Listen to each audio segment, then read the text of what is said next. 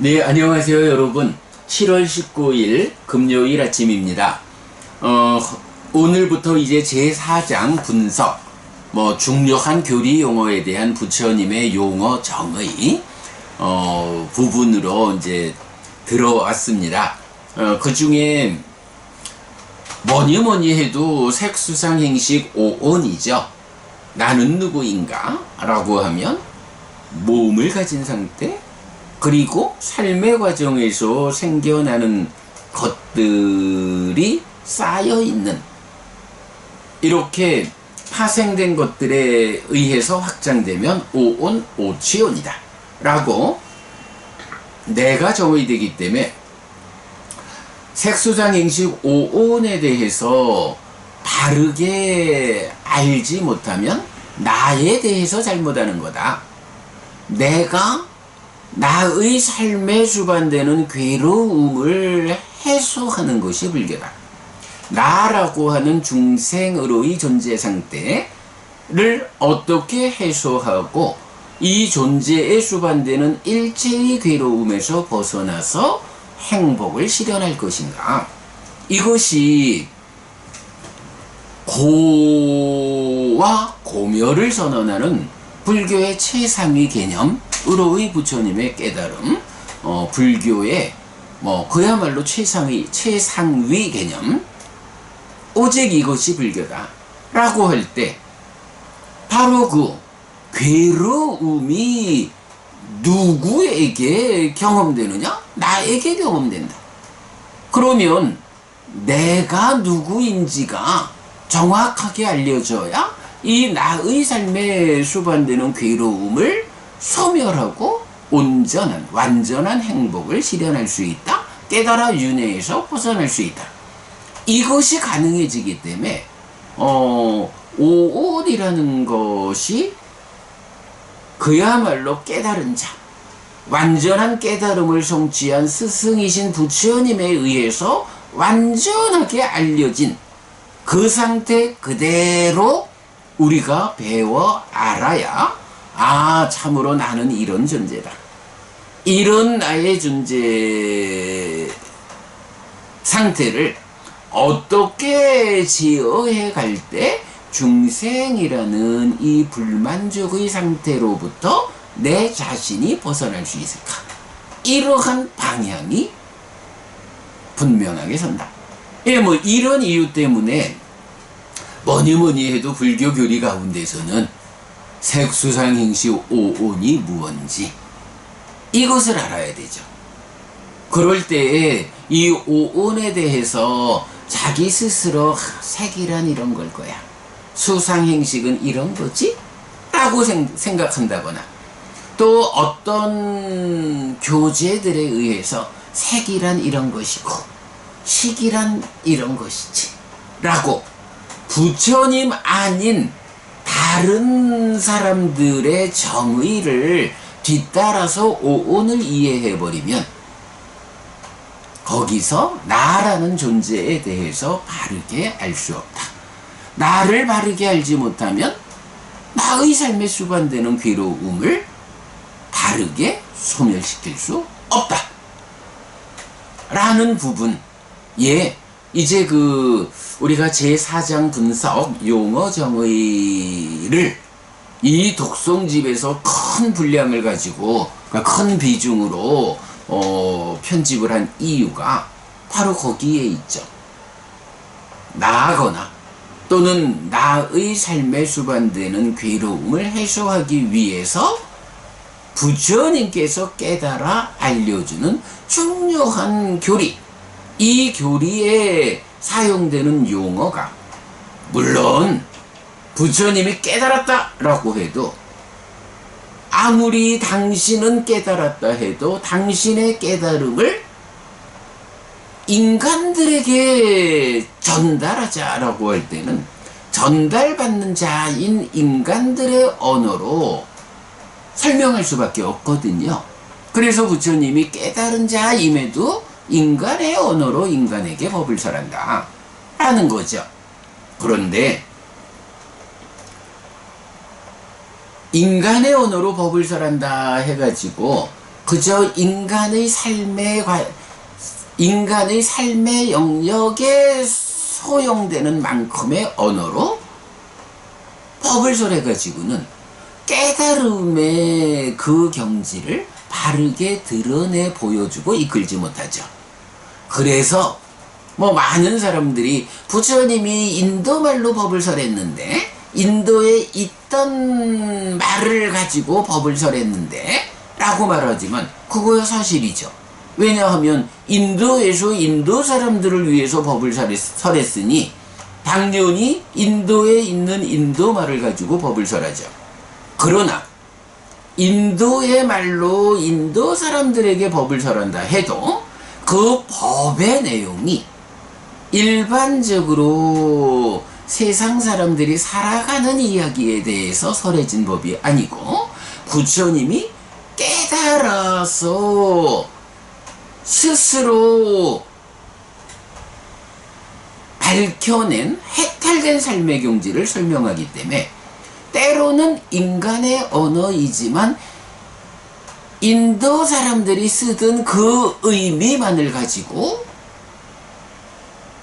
설명해서는 깨달음의 경지를 드러낼 수 없죠. 깨달음으로 이끄는 그 길을 드러낼 수 없죠. 그래서 인간의 언어로 법을 설하지만 때때로 중요한 교리, 당신의 깨달음의 경지를 드러내고 우리를 깨달음의 경지로 이끄는 데 있어서 인도 사회에 이미 쓰이고 있던 의미로는 이끌 수 없는 그런 깨달음으로 연결되는 의미들에 대해서는 이미 세상에 있던 언어를 가지고 표현하지만 부처님이 자, 주목해야 돼. 이 단어가 세상에서 이렇게 쓰이고 있지만 내가 이 단어를 빌려서 이 깨달음의 경지, 깨달음으로 이끄는 이런 의미를 표현해야 하기 때문에 이 단어가 현재 세상에서는 이렇게 A라는 의미로 쓰이고 있지만 나는 이 단어에다가 B라는 의미를 부여해서 그대들에게 이 깨달음의 경지, 깨달음으로 이끄는 이런 경지의 의미를 설명하고 있다. 그러니 일반적으로 쓰는 말, 일반적으로 쓰일 때는 일반적 의미로 알면 되지만 이것이 부처님에 의해서 그 경지를 드러내고 그 경지로 이끌기 위한 이런 특별한 목적을 가지고 사용될 때는 그때는 이런 의미로 이 용어를 이해하라 라고 부처님이 중요교리를 구성하는 용어들에 대해서 당신이 의미를 정의해준다.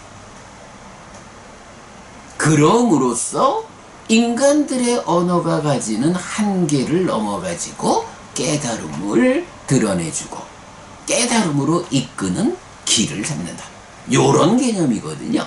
그래서 보면 이제 그 용어 정의가 뭐 대표적으로 보면 색수상인 즉 오온에 대해서도 정의하고 12연기, 그러니까 연기를 구성하는 12지분, 연기된 법들에 대해서도 정의하고 깨달음으로 이끄는 길, 8정도를 구성하는 8지분에 대해서도 정의하고 거기로 이끌리기 위한 5가지 기능이라든가 이런 다양하게 깨달음의 경지를 드러내자 깨달음으로 이끄는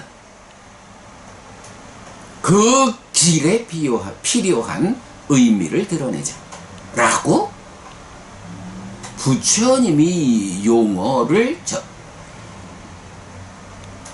어떤 용어의 의미를 정의해 주는 것, 이거를 이제 보통 위반가 수땅이라고 해서 분석경이라는 독립된 경전으로 설명하고 있는데 또 경우에 따라서는 독립된 경전으로 말하지 않고 어떤 주제를 가지고 설해지는 경 안에서 정의해 주기도 하죠.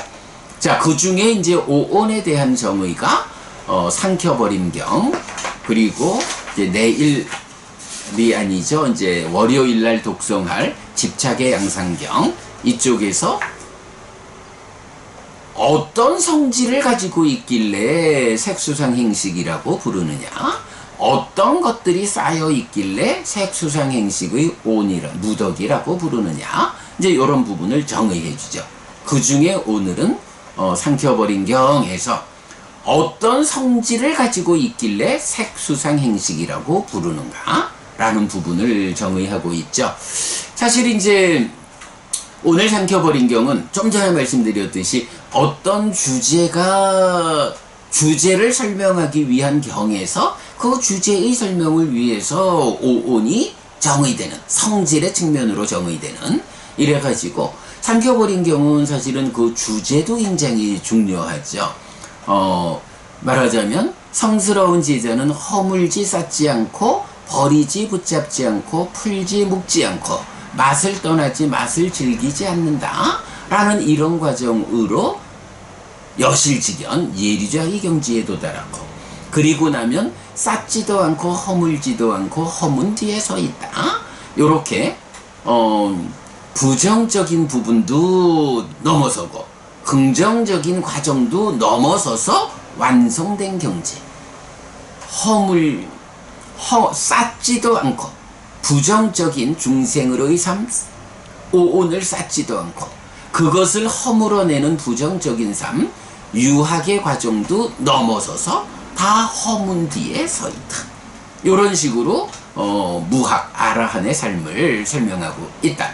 그래서 범부의 삶은 쌓고 붙잡고 묶고 맛을 즐기는 삶이고, 유학의 삶은 허물고 버리고 풀고 맛을 떠나는 삶이고, 무학의 삶은 쌓고 붙잡고 묶고 맛을 즐김도 넘어서고 허물고 버리고 풀고 맛을 떠넘도 넘어선 완성된 삶, 요런 주제를 이제 설명해 주는데, 뭐 자세한 내용은 초기불교 101법문 링크해 드리겠습니다. 여러분 다시 보시도록 하시고요.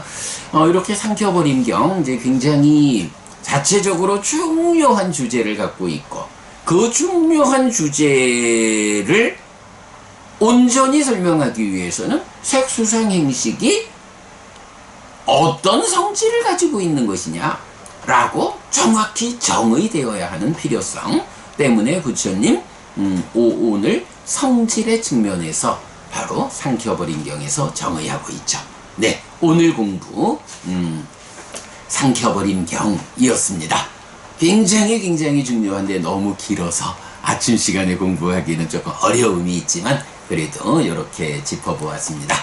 자, 오늘 포살일입니다. 에고 시간이 조금 지났는데 서둘러야겠습니다. 자, 아빈여 부부님 입장해 주시죠.